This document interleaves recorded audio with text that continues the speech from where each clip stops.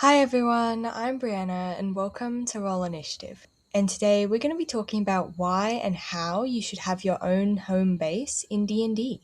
So, let's get started.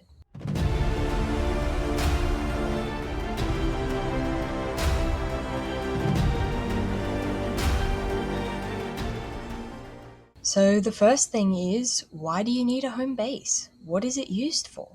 And that honestly depends on your party. But a few common things that bases are usually used for is such things as storage, keeping all of your gold and treasures safe, and even equipment that you're not using or stuff that you've picked up that you don't need right now. You can even keep vehicles, such as wagons, and even pets. If you need to leave your pets behind, then you can leave them at your base. Maybe even pay a hireling to look after them.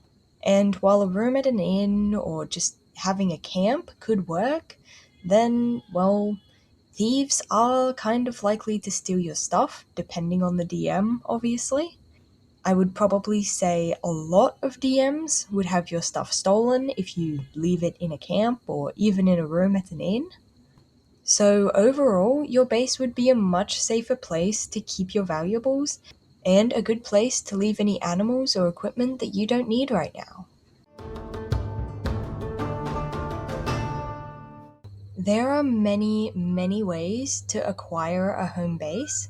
Whether you find a broken down ruin and rebuild it, whether you buy a house, whether you build a house, or whether it's given to the party as some sort of reward. Or maybe you conquer a base.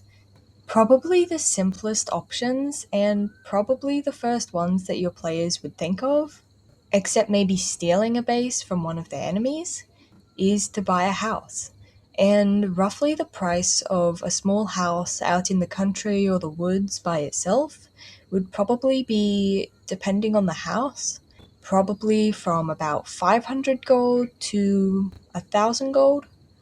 And a house in a city or a large town would probably be anywhere from 5,000 to 8,000 gold.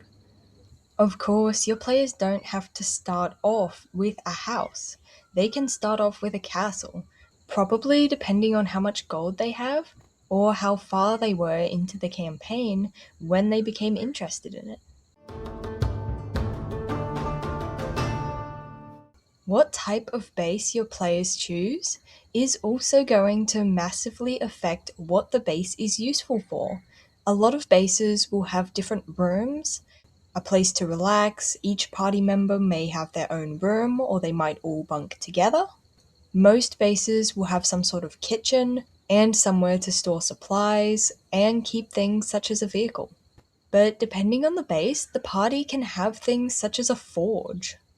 Your base, eventually, with enough time and effort, or just by spending a lot of gold, can have almost anything, include any sort of utility, or have any sort of area.